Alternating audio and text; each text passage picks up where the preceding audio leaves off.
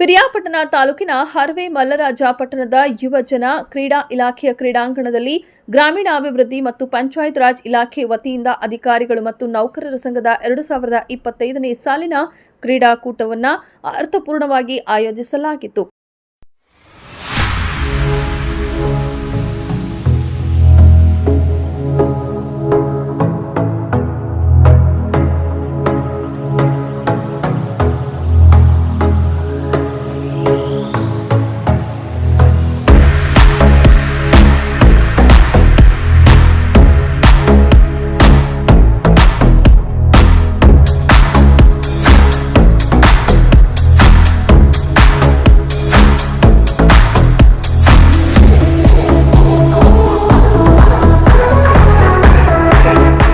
ಇನ್ನು ಸಮಾರೋಪ ಸಮಾರಂಭದಲ್ಲಿ ಸಾರ್ವಜನಿಕ ಶಿಕ್ಷಣ ಇಲಾಖೆ ದೈಹಿಕ ಶಿಕ್ಷಕ ಪರಿವೀಕ್ಷಕ ರಮೇಶ್ ಅವರು ಮಾತನಾಡಿ, ಕ್ರೀಡೆಯಿಂದ ಮಾನಸಿಕ ಮತ್ತು ದೈಹಿಕ ಸದೃಢತೆ ಹೆಚ್ಚುತ್ತದೆ.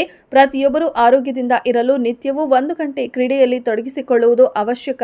ಪಂಚಾಯಿತಿ ಅಭಿವೃದ್ಧಿ ಅಧಿಕಾರಿಗಳು ತಾಲೂಕಿನಲ್ಲಿ ನಡೆಯುವ ಕ್ರೀಡಾಕೂಟಗಳಿಗೆ ಹೆಚ್ಚಿನ ಅನುದಾನ ನೀಡಬೇಕು ಎಂದು ಮನವಿ ಮಾಡಿದರು. ಕಾರ್ಯಕ್ರಮದಲ್ಲಿ ಗ್ರಾಮೀಣ ಅಭಿವೃದ್ಧಿ ಮತ್ತು ಪಂಚಾಯತ್ ರಾಜ್ ಇಲಾಖೆ ನೌಕರರ ಸಂಘದ ಅಧ್ಯಕ್ಷ ಮಂಜುನಾಥ್ ಅವರು ಮಾತನಾಡಿ ತಮ್ಮ ಅಭಿಮತವನ್ನ ವ್ಯಕ್ತಪಡಿಸಿದರು. ಇನ್ನು ನಡೆದ ಕ್ರೀಡಾಕೂಟದಲ್ಲಿ ಪುರುಷರಿಗೆ, ಮಹಿಳೆಯರಿಗೆ ಹಗ್ಗ ಜಗ್ಗಾಟ, musical chair, chess, carrom, 100 metre ಓಟ, ಗುಂಡು ಎಸೆತ, ಥ್ರೋಬಾಲ್, ಮಡಿಕೆ ಒಡೆಯುವುದು, ಮೂರ್ಕಲ್ ಓಟ, ಶಟಲ್, ಪುರುಷರಿಗೆ ಕ್ರಿಕೆಟ್, ವಾಲಿಬಾಲ್ ಪಂದ್ಯಾವಳಿಗಳನ್ನು ಆಯೋಜಿಸಲಾಗಿತ್ತು. ಪ್ರಥಮ ಹಾಗೂ ದ್ವಿತೀಯ ಸ್ಥಾನ ಗಳಿಸಿದ ಕ್ರೀಡಾಪಟುಗಳಿಗೆ ಬಹುಮಾನ ನೀಡಲಾಯಿತು.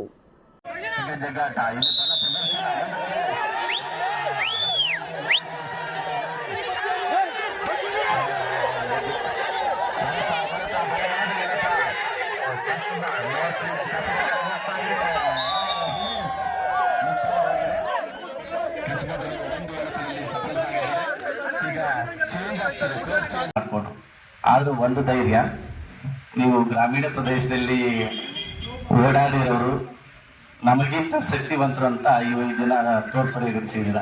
ಹಾಗಾಗಿ ನಿಮ್ಮೆಲ್ಲರಿಗೂ ನಾವು ವೈಯಕ್ತಿಕವಾಗಿ ಅಭಿನಂದಿಸ್ತೀವಿ. 2 ದಿನ ಕಳೆದ ಸಾಲಿನಲ್ಲಿ 1 ವರ್ಷ ಮಾತ್ರ ನಾವು ಬಿಟ್ಬಿಟ್ಟು ನಿಲ್ಲಿಸ್ತೇವೆ. ಅದರಿಂದ ಕಳೆದ ಸಾಲಿನಲ್ಲಿ ಸಾಕಷ್ಟು ಮಂದಿ ಕಲಿಯರು, ಇದಕ್ಕಿಂತ 3 ಪಟ್ಟಿದ್ರು. ಆಗ ನಮ್ಮ ಶಿಕ್ಷಕರ ಸಂಖ್ಯೆನೂ ಜಾಸ್ತಿ ಇದ್ದು, ನಾನು ಅದಕ್ಕೆ ಉದ್ಘಾಟನಾ ಸಮಾರಂಭದಲ್ಲಿ ಹೇಳಿದೆ, ನೀವು ಎಷ್ಟು ಸಂಖ್ಯೆ ಇರ್ತೀರಾ ನಮಗೂ ಅಷ್ಟು ಪ್ರೇರಣೆ ಆಗ್ತದೆ. ಪಂಚಾಯಿತಿ ಕಡೆಯಿಂದ 2% ಏನೋ ಇದೆ, ಈಗ 4% 2% ಮಾಡಿದ್ದಾರೆ. ಅದನ್ನ ದಯಮಾಡಿ ನಮ್ಮ ಕ್ರೀಡಾಕೂಟಗಳು ಆದಾಗ ಹೋಬಳಿ ಮಟ್ಟ ಮತ್ತು ತಾಲೂಕು ಮಟ್ಟದಲ್ಲಿ ದಯಮಾಡಿ ಕೆಲವೊಂದು ಪಂಚಾಯತಿಗಳಿಗೆ ಕೊಡ್ತಾ ಇದ್ದಾರೆ. ಆದ್ರೆ ಎಲ್ಲ ಪಂಚಾಯತಿಗೆ ಸಹಾಯ ಮಾಡಿ, ಕ್ರೀಡಾಕೂಟ ನಮ್ಗೆ ಅದ್ದೂರಿ ಆಗ್ತದೆ. ಯಾಕಂದ್ರೆ ನಿಮ್ಮ ಮಕ್ಕಳು ನಮ್ಮ ಮಕ್ಕಳು ಎಲ್ಲರೂ ಸೇರಿ ಆಡ್ತಾ ಇರೋದ್ರಿಂದ ಆ ಒಂದು ಸಹಕಾರವನ್ನ ನೀಡಬೇಕು ಅಂತ ಪಂಚಾಯತಿ ಅಭಿವೃದ್ಧಿ ಎಲ್ಲ ಅಧಿಕಾರಿಗಳಿಗೆ ನಾನು ಈ ವೇದಿಕೆ ವತಿಯಿಂದ ಮನವಿಯನ್ನ ಮಾಡ್ಕೊತಿದ್ದೀನಿ.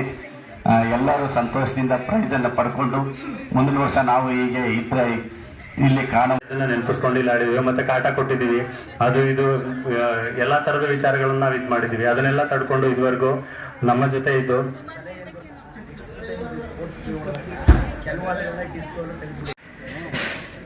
ಸರ್ ಅದೆಲ್ಲರೂ ಅನ್ಬಿಡ್ವಾ